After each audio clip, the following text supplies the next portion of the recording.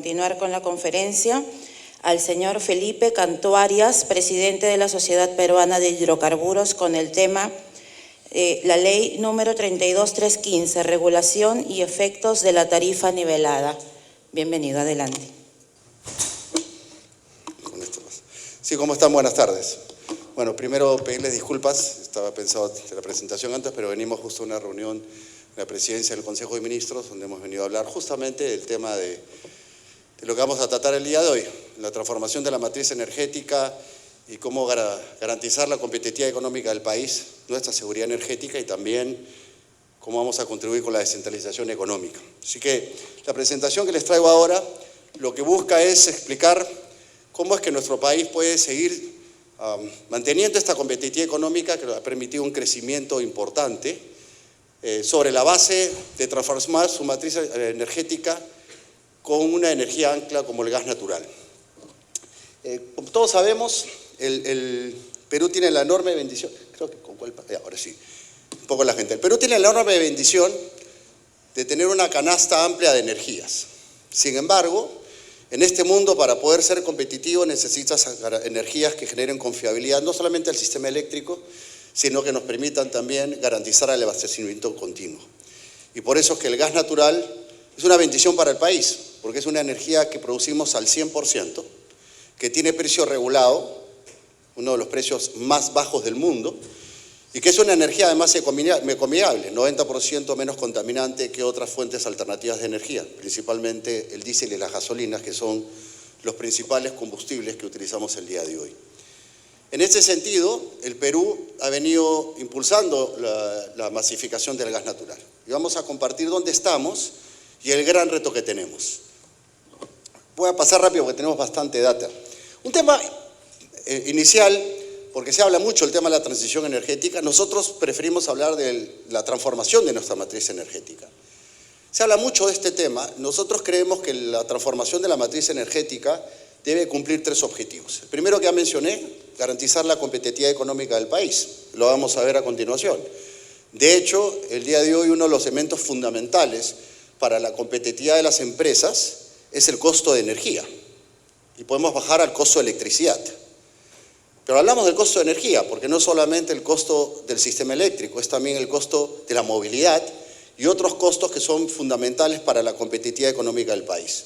El día lunes que tuvimos una reunión de todos los presidentes de gremios con el ministro de Economía, hablábamos justamente de este tema, del costo de energía. Y hay una enorme preocupación en el sector empresarial de cómo vamos a sostener el tema del costo de energía en el tiempo para seguir garantizando la competitividad económica. Entonces, un primer tema es la competitividad económica. Vamos a ver ahora cómo estamos en el sistema eléctrico y vamos a ver ahora que todavía tenemos enormes oportunidades de seguir incrementando la competitividad económica del país. El segundo, es garantizar la seguridad energética. Esto es un tema fundamental porque hoy el Perú es dependiente de la importación de combustibles líquidos. El 75% del diésel y las gasolinas que utilizamos para el transporte público lo importamos. Y cuando hace unos meses tuvimos este incidente y el riesgo del cierre del estrecho de Hormuz, todo el mundo entró en pánico. No solamente por un riesgo al incremento del precio, que nos pega durísimo al ser importadores netos, sino por el tema del abastecimiento. Entonces, sin duda, la transformación de una matriz energética debe tender a asegurar el abastecimiento. Y ahí lo importante es que el Perú tenga energías que no dependan del mercado internacional. Y en tercer lugar, y para nosotros quizás más importante, es que contribuimos a una verdadera descentralización económica. Todos los extranjeros que vienen al Perú se sorprenden del excesivo centralismo de nuestro país. Para muchos Perú es Lima, pero para aquellos que tenemos familia provinciana realmente nos sentimos indignados cuando dicen eso. Uno de los principales factores que ha llevado al excesivo centralismo es el costo de energía. De hecho, eso ha llevado también a que el impulso a la masificación del gas natural se haya dado en Lima de manera mucho más rápida, porque obviamente todas las principales industrias están en Lima. Entonces, si queremos realmente impulsar una verdadera descentralización económica, permitir que las regiones del país puedan desarrollar parques industriales, acceder a un crecimiento de su sector industrial y comercial, el costo de energía tiene que ser el mismo que Lima. Y como vamos a compartir en la presentación el día de hoy, el nivel de dispersión en el costo de la energía entre las regiones del Perú y en Lima es realmente enorme e inaceptable y termina siendo un factor fundamental para que el centralismo en Lima se mantenga. Cuando hablamos entonces de este proceso de transición energética o de transformación de la matriz energética, el Perú ya inició ese proceso de más de 20 años con inicio de Camisea. De hecho, ya Camisea ha dado, el ingreso de Camisea ha dado muchos beneficios. Muchos hablamos del tema de emisiones de CO2 y tendemos a pensar que el tema de la transformación de la matriz energética tiene que ver con el tema de mayores reducciones de CO2. Quizás un par de datos aquí. El día de hoy, en términos de las emisiones de CO2, el sistema eléctrico es solamente el 6% total de las emisiones. O sea, en realidad hay muy poco por hacer en el tema de reducción de emisiones en el sistema eléctrico. La incorporación de energías renovables no tienen que ver con el tema de reducción de emisiones, tienen que ver con el tema de ampliar el portafolio de energías que permitan mayor competitividad en el sistema eléctrico. Y en segundo lugar, el transporte público es el 14%. Ahí tenemos una oportunidad de reducir. Pero en realidad, a lo largo del tema de energía, hay muy poco que se puede hacer de manera más profunda para la reducción de emisiones de CO2. Por eso que ustedes han visto que en el tema de transición energética no he mencionado el tema de sostenibilidad como una prioridad, porque en realidad no hay mucho que hacer. Lo que nos queda solamente es la matriz de transporte público. Dicho esto, sin embargo, ya el día de hoy había una contribución importante. El ingreso de Camisea ha permitido reducir en 21% las emisiones de CO2 en comparación de un escenario sin gas natural. Perdón. Ahora, hemos tenido un primer impulso, como mencionaba, de estos primeros 20 años. Este impulso se ha dado principalmente en Lima. Lima tiene un nivel de penetración, conversaba con la gente cálida, y en realidad, salvo algunos distritos, y principalmente los cerros, prácticamente todo Lima, Callao, está masificado de gas natural. Nos queda muy poco por hacer. Pero, por otro lado, y vamos a ver, nuestra matriz energética también se ha beneficiado de la presencia del gas natural y principalmente nuestra matriz eléctrica. Pero las regiones prácticamente no se han beneficiado de la presencia del gas natural. Otro tema importante es que hemos ido cambiando ya progresivamente la composición de nuestra matriz energética. Si vemos el día de hoy, ya las fuentes renovables son el 26%, lo cual es importante. Principalmente hidroenergía, pero el ingreso ya de otras energías renovables no convencionales, solares, eólicas y otras, están creciendo, lo cual es positivo para el país. Y en términos de las fuentes no renovables, obviamente el porcentaje de gas natural, dentro de ese 74%, ya el gas natural es el 40%.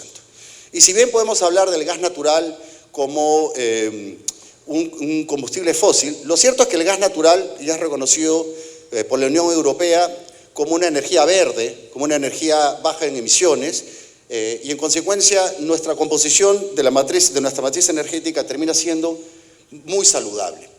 Si vemos al tema de la matriz eléctrica, y eso lo comparábamos nosotros con los principales países desarrollados, la matriz eléctrica en el Perú realmente es de las más balanceadas a nivel global.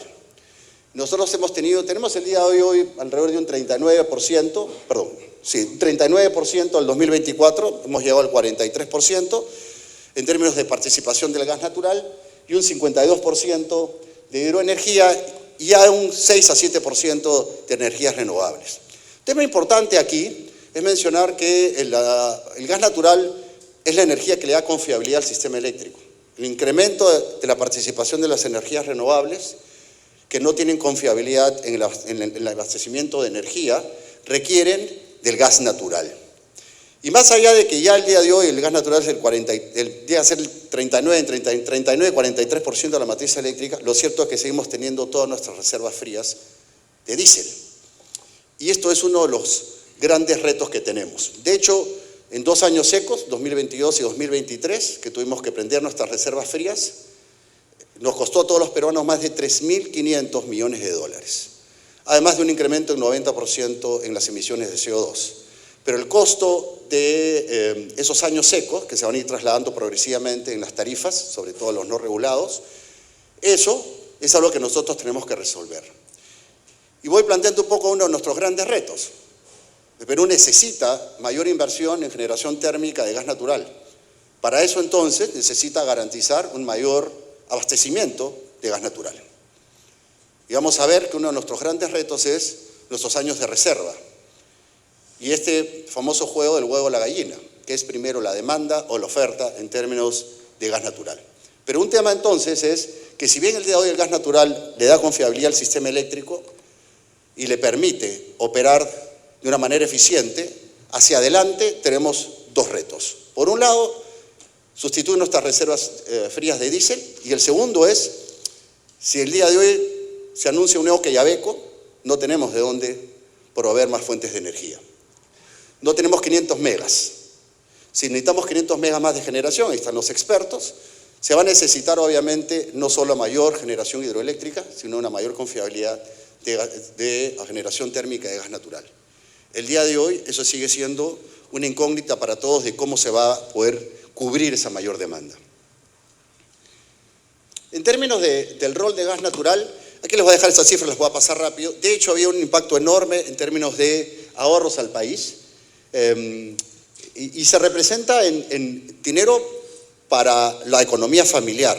El tema de la energía, más allá de la competitividad económica del país, es el beneficio para los hogares y para la economía familiar, para los taxistas y para los hogares. Como vamos a ver ahora, el tema del gas natural, cuando uno compara un hogar de Lima, o un hogar en cualquier región, Apurímac, Abancay, el que ustedes quieran, y dice, bueno, tú tienes en tu casa una terma y una cocina. Si tienes una terma y una cocina eléctrica, pues uno paga 210 soles al mes. Si tienes GLP, 150, 160 soles. Un hogar en Lima, entre 29 y 40 soles. La diferencia es sustancial para un hogar en términos de ahorro. Y si lo llevamos al tema de los taxistas, un taxista que recorre 100 kilómetros al día en Lima, que usa GNB, se ahorra alrededor de 20.000 soles al año versus diésel y gasolina. Esto quiere decir un taxista en cualquier región del país que el día de hoy no tiene acceso a GNB, que sigue usando diésel y gasolinas y que tiene que recorrer más de 100 kilómetros, está dejando llevar a la economía familiar 20.000 soles al año. Entonces, el tema del gas natural no es solamente un tema de competitividad de las tarifas eléctricas para la industria y para nuestros negocios. Tiene que ver con un cierre de brechas sociales, tiene que ver con un derecho de todas las familias, especialmente las más vulnerables de nuestro país, a tener una reducción sustancial y además, un último punto, una mejora en la calidad de vida. Porque todavía en muchas regiones de nuestro país seguimos generando energía con leña o con carbón altamente contaminante. Si vamos al tema de dónde estamos, si bien, como mencioné, hemos tenido un primer gran impulso en términos del cambio de la matriz eléctrica y también la masificación de gas natural en Lima y el Callao, seguimos teniendo una tarea pendiente en términos de la masificación de todas las regiones. Si comparamos el Perú con los otros países de la región, en términos de inversión en infraestructura de ductos y también conexiones domiciliarias, estamos lejísimos. Y de hecho, como vuelvo a repetir, esto es una exigencia de todas las regiones. Ustedes recordarán que hace unos meses hubo una protesta importante en la macrorregión sur exigiendo la llegada del gas natural. Bueno, una protesta legítima, ¿no? Porque además el recurso está en Cusco, en la macrorregión sur, y dicen a nosotros el gas natural no nos beneficia. Pues ciertamente si vemos el déficit en términos de infraestructura en el Perú, lo que ocurre es que claramente la masificación ha llegado muy poco. En el Perú, Lima y Callao, alguito en el norte, principalmente en Piura, donde también hay producción de Olympic, y muy poquito en el sur. Entonces hay una expectativa enorme. Y este es uno de los grandes retos que hemos venido enfrentando. ¿Qué necesitamos para masificar el gas natural, para que llegue a todas las regiones? Infraestructura de ductos. Pero para hacer una inversión en infraestructura de ductos, todo el mundo dice, bueno, necesitamos la demanda, que justifique la inversión. Bueno, en buen castellano, que dé un retorno a esa inversión. Y lo que hemos ido encontrando es que en la mayoría de las regiones no estaba esa demanda. Por diversas razones. Una, porque en gran medida la demanda se concentra en Lima, pero también porque el Perú apostó por un modelo de masificación del gas natural basado en dos conceptos principales. En dar concesiones territoriales a comercializadores, a distribuidores de gas natural, y en segundo lugar un modelo subsidio cruzado. ¿Pero qué pasó? Modelo subsidio cruzado, que es un modelo de solidaridad, que significa que con los contratos con las industrias anclas, con los grandes consumidores de gas natural, se obtienen los recursos para realizar las conexiones domiciliarias y beneficiar también a las pymes. Pero lo que ocurrió en el Perú fueron dos factores. Uno, que mientras los concesionarios se iban ubicando, se dieron autorizaciones para que se pudiera comercializar otras fuentes de energía que han impedido que los comercializadores puedan vender gas natural, dado que al no haber infraestructura de ductos, el día de hoy el gas natural en esas regiones llega a un precio mayor que otras fuentes alternativas de energía, GNC, GNL y otros. Y en segundo lugar, con lo cual, al no poder atender esas industrias anclas, no se pueden generar los ingresos para que funcione el subsidio cruzado. Entonces, durante muchos años, tenemos que en la mayoría de las regiones hay concesionarios que no pueden hacer crecer el gas natural. Y eso es uno de los factores que ha llevado a que la mayoría de las regiones exijan que se tiene que romper esta inercia. Me adelanto un poquito a la problemática, entonces, porque no me pasa. Si no me pasa. Sí, no me está pasando, no sé. Ahí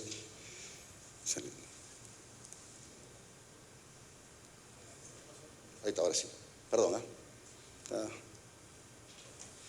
Y esto es lo que les mencionaba.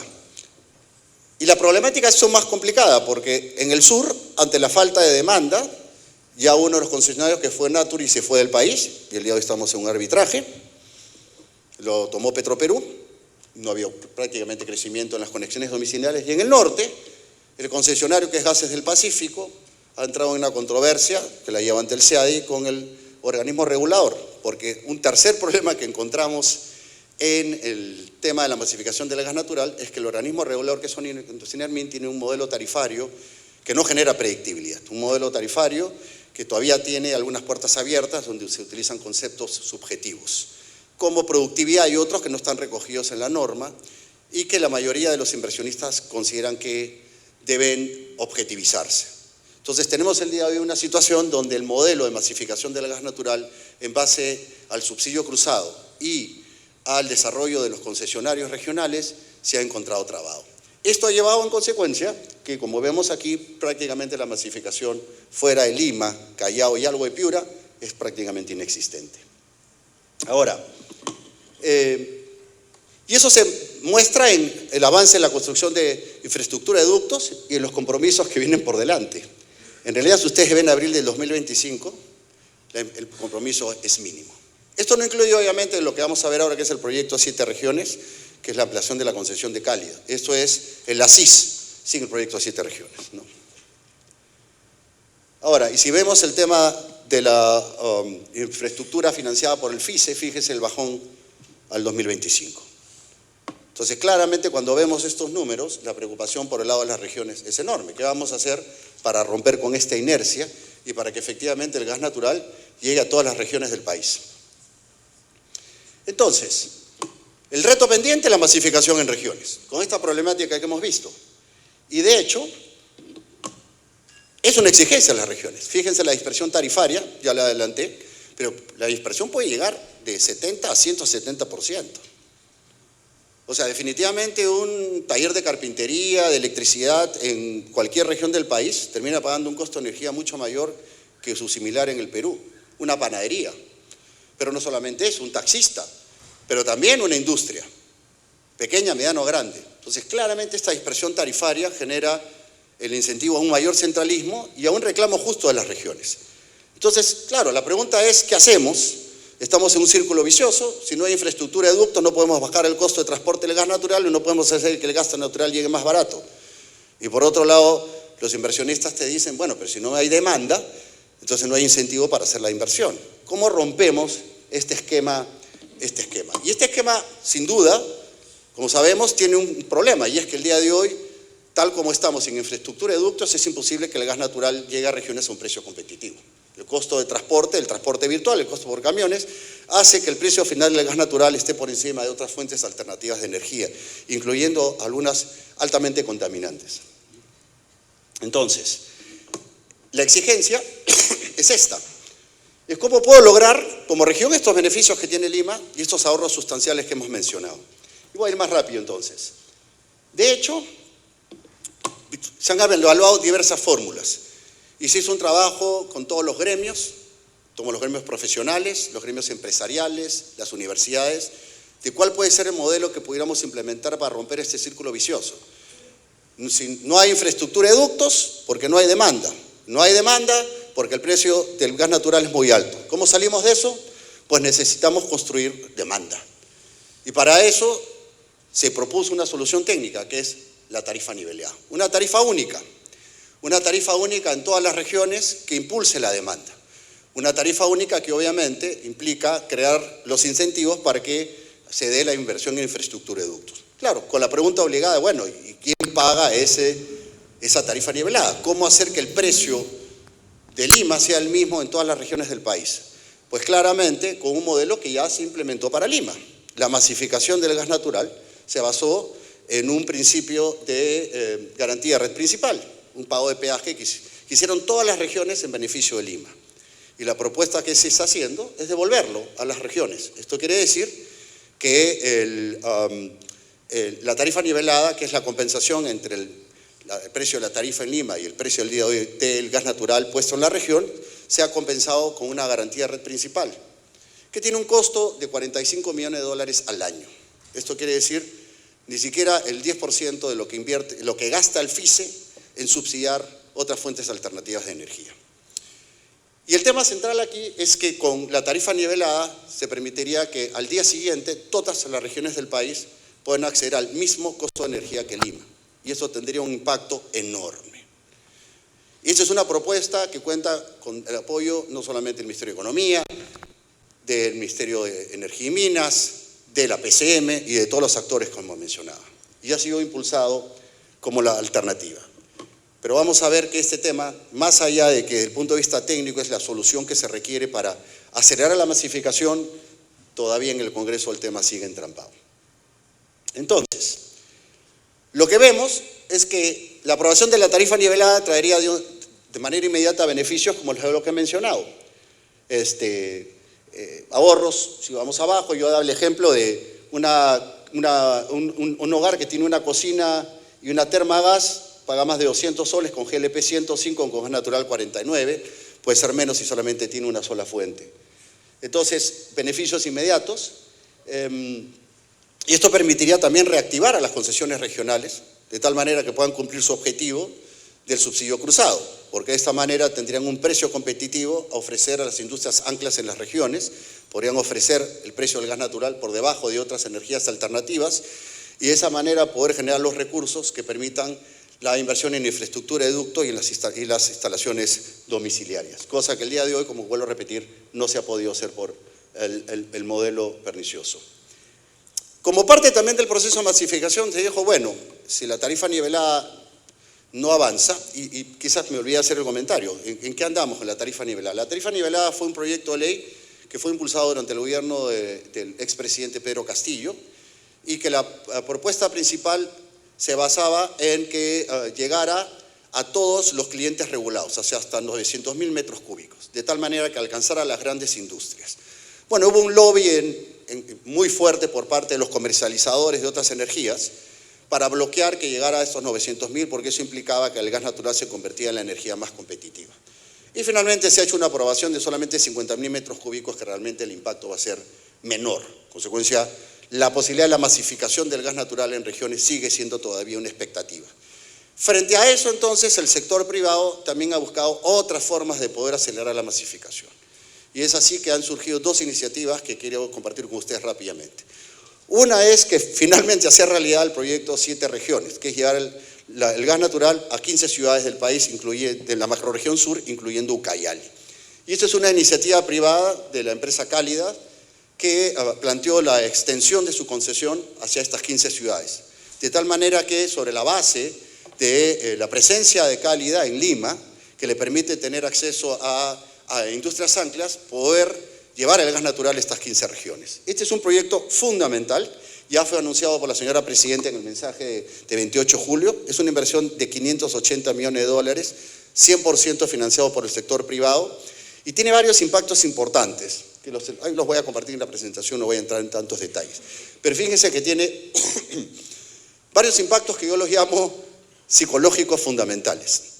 Después de más de 20 años, finalmente Ayacucho se va a poder conectar al ducto de Camisea.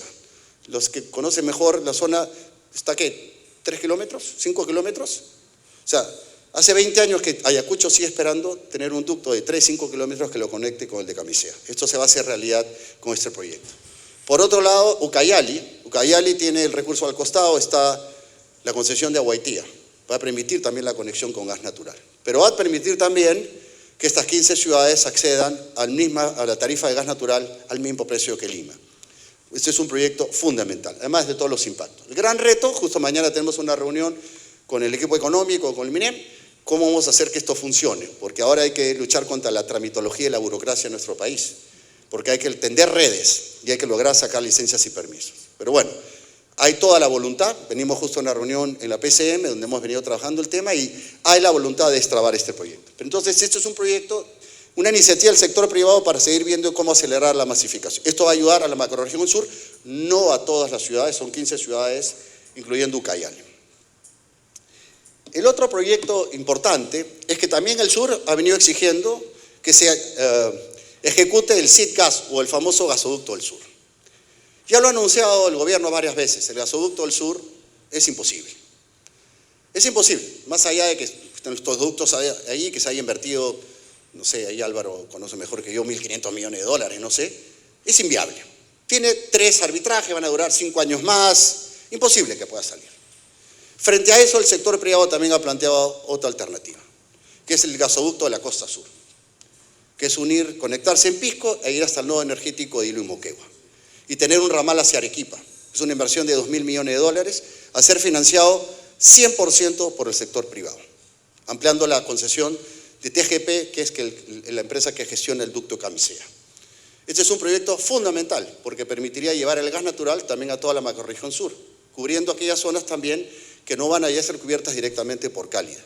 Y permitiría también hacer una sustitución de nuestra reserva fría de diésel en Hilo y Moquegua por una reserva fría de gas natural, convirtiendo al nodo energético del sur en el más confiable en términos del sistema eléctrico. Esta es una inversión de 2.000 millones de dólares. ¿En dónde estamos ahora? Hemos tenido un entrampamiento por una diferencia regulatoria con Ocinermin, pero como siempre el sector privado buscando formas alternativas de poder sacar el proyecto adelante. Estamos trabajando en una fórmula alternativa con el equipo económico para sacar este proyecto adelante, que es fundamental para el sur de nuestro país. Con la ampliación de la concesión de Cálida y este proyecto en el sur, son inversiones de casi 2.600 millones de dólares, el gas natural va a ser una realidad para la macrorregión sur. Pero es otro elemento importante, que también este proyecto de TGP va a impulsar un incentivo para un crecimiento a la demanda e impulsar también una mayor oportunidad para el desarrollo de la petroquímica en el sur del país. Entonces, en esto estamos en un reto, ver si de aquí a final de año podemos hacer que este proyecto salga adelante. Entonces, ¿qué es lo que estamos nosotros? ¿En qué estamos? Y aquí para no extenderme, perdón, estaba retrocediendo. Y luego, perdón, antes de entrarme, me faltó un punto más. Y luego tenemos obviamente el reto de todo el norte. Entonces, ¿cómo acelerar la masificación del gas natural? Nosotros hemos planteado 4 componentes principales para recapitular, para no extenderme. Estoy regresando a lo mismo. 4 puntos centrales. El primero, tarifa nivelada, hasta 900.000 metros cúbicos para lograr que el precio del gas natural llegue a todas las regiones e genere el incentivo para inversión en infraestructura de ductos. Es decir, crecimiento de la demanda para incentivar la inversión en infraestructura de ductos. Segundo, acelerar el proyecto 7 regiones para beneficio de la macrorregión sur. Tercero, sacar el gasoducto de la costa sur.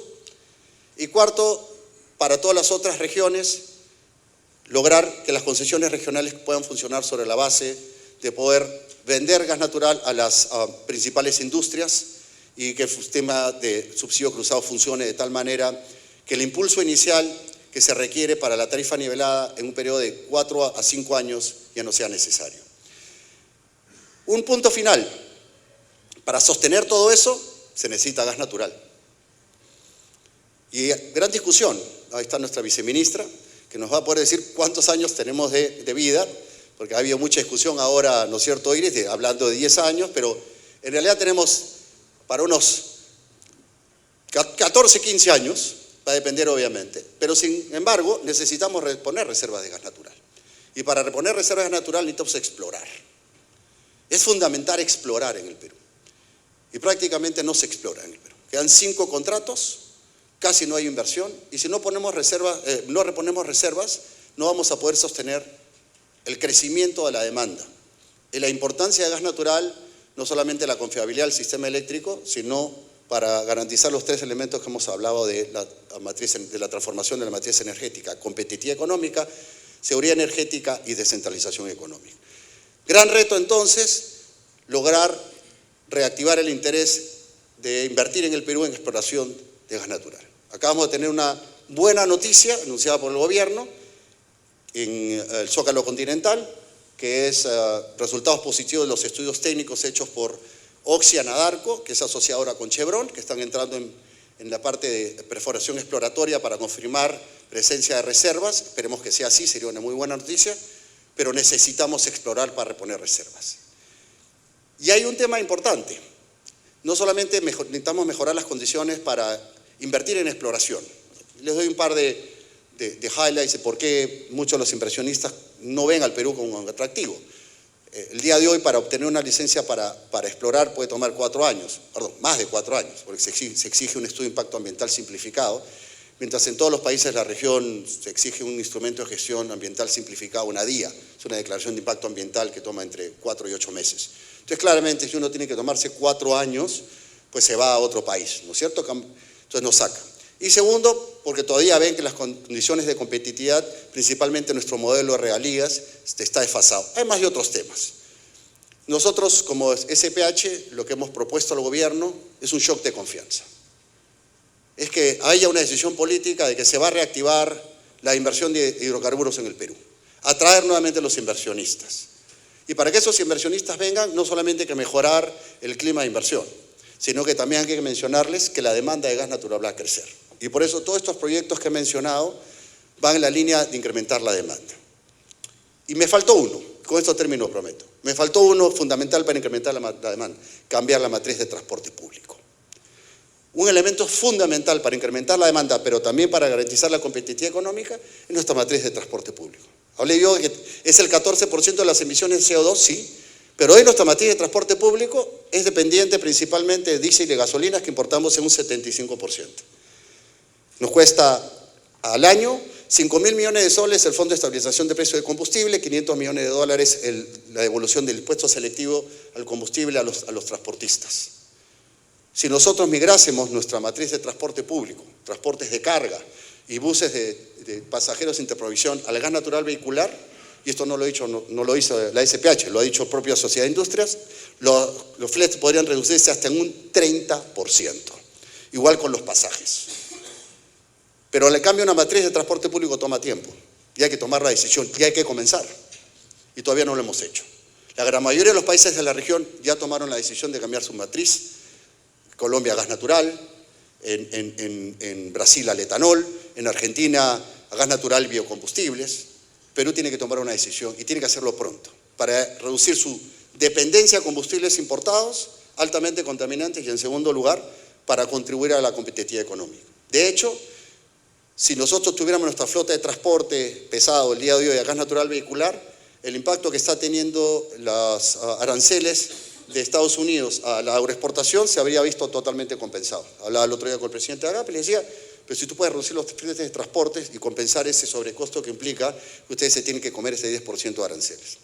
En resumen, creo que tenemos un reto importante por delante, pero el Perú tiene una enorme oportunidad de destacarse en la región, sobre todo en un contexto geopolítico que lo hace más interesante todavía. Ecuador con una crisis energética, Bolivia con una crisis energética, Chile no tiene energía, ¿no es cierto? Y Colombia con un gobierno que decide que va a abandonar los hidrocarburos, y en el medio está el Perú. Esta es nuestra oportunidad geopolítica de constituirnos en un líder en la región, garantizando esos 3 componentes de nuestra matriz energética. Muchas gracias.